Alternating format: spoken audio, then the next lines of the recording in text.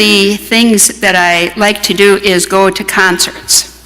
But one of the things that I have found out is you kind of have to pick who you go to a concert with. Or in other words, I should say there are some of my friends who enjoy going to a concert with me, and some of them who probably have it on their list of things to never do again. I am a screamer. You know, I think had the Beatles been around, I don't think I would have cried, but you know that I'm there. And I'm a fan, and so, you know, when they come out, you know, I'm like, woo, woo, yay, I love this song. You know, this one's my favorite. I went to a Neil Diamond concert with a friend of mine a number of years ago. Exactly. Who doesn't like Neil Diamond, right? And so, you know, at concerts where they set the stage for you to be enthused, and so the lights went off and they start playing the music in the background and we recognized it as we come into America, and then they're going, ladies and gentlemen, it is a great privilege for us to introduce to you Neil Diamond, and he raises up out of the floor and this American flag drops down and the orchestra goes into the fullness and they start singing We Come Into America, and we're all just, yay, we're all screaming and everybody's energetic and you can just feel the enthusiasm of thousands of people. When that song was over, I turned and looked, and my friend is sitting there. Nicely done, nicely done.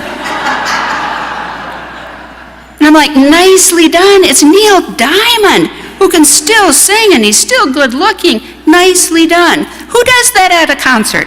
Who just goes, nicely done? But you know, friends, sometimes I think there are times when we react that way when we hear the message in the scriptures, where either they're familiar to us or we are thinking about something else, and we might just go, oh, that was a nice message. The lector did a great job today. I remember Jesus saying that before. And we forget that the call is for each one of us instead to be enthused about what we're hearing, to be excited, maybe even to go, yay, Jesus, thank you for including us. And our readings today very much are those type of readings that call for our enthusiastic response, call for us to have a life-changing response to them. For we know that as we're listening to this reading from Isaiah and from the gospel talking about John the Baptist, that these are more than stories about people who existed. They're more than biographies. They're reminders to us of words that are also being said to each one of us. And so as Isaiah says, you know, the Spirit of God is upon me. The Spirit of God is upon each one of us. It was poured out to us on our baptisms. And so the Spirit of God is upon us because God has anointed each one of us. And we too are sent to proclaim liberty to the captives, good news to the poor, to do whatever we can to not only help people, but to bring light into any area of darkness in our world.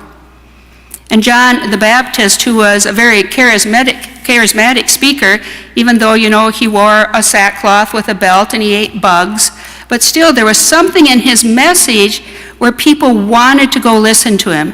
There were those people who were enthused about what he was saying. He was baptizing many people, inviting them to turn their lives around, and they were responding.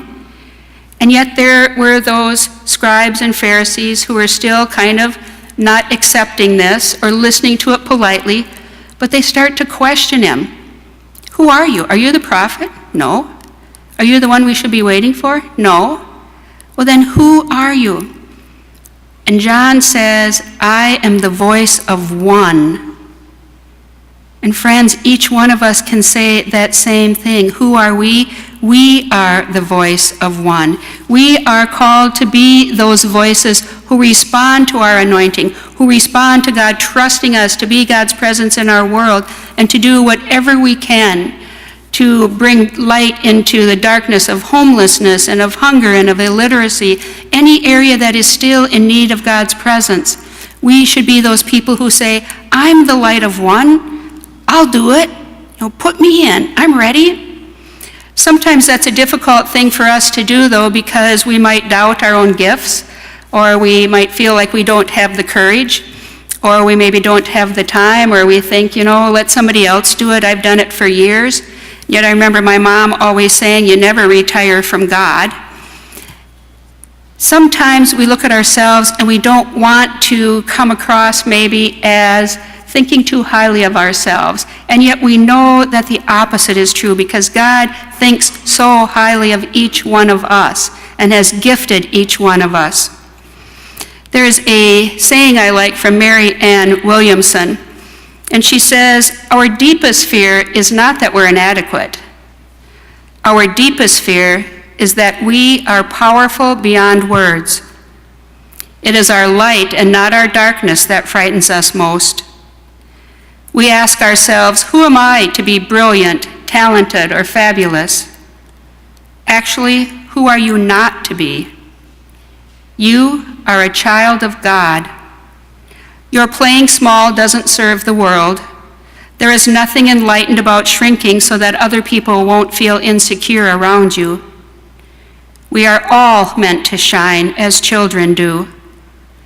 We were born to make manifest the glory of God that is within us.